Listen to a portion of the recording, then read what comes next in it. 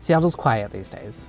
People are scared, half the city is working from home, and Costco's almost out of toilet paper. But how fares the real estate market? Hi, Alex Kais here, artist and realtor. I have my boots on the ground and data in hand, and there are 889 homes in the city of Seattle today.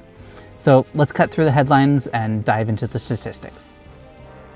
For now, I'm combining the single family and condo market here in order to get a holistic look at the Seattle housing market.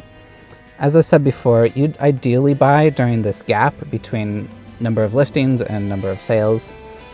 And you can see that most of last year was a pretty good time to buy, but things have really narrowed down recently. You can compare this year to last year, and even though it's pretty typical to see a drop in listings during this early spring and late winter, you can see that this gap is a lot bigger last year than it is right now. But I wanted to also show you data from the last 3 years so that we get 2017 in here. Some of you might have PTSD from 2017.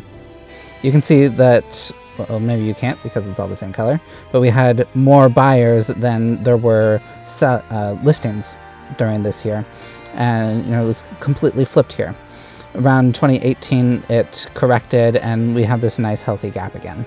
But we're in kind of a more competitive season, and it's narrowed down back here again in February 2020. I'm at Pike Place to confirm this recent article about Seattle turning into a ghost home. And sure, it's quiet here, it was easy to park, it's not as busy as it used to be, but people are still out and about, and they're still home shopping. Here's the last 6 months worth of list price to sales price ratio, and you can see how it's really skyrocketed this early spring. We're up to houses going for almost 2% over list price, so keep that in mind when writing offers. On the other hand, UW just announced today that they're canceling all in-person classes for the next few weeks, so I'm going to be keeping an eye on this metric for the foreseeable future. You might have already seen this today, but mortgage rates are plummeting. If you're on the market for a home, now's the time to buy. Now, it might be competitive out there and you might pay more than list price, but these rates are just insane. We're seeing numbers down to 3.3% and lower, and that more than makes up for it. Those are less than we saw during the last recession. Homes are selling fast right now, like under a week.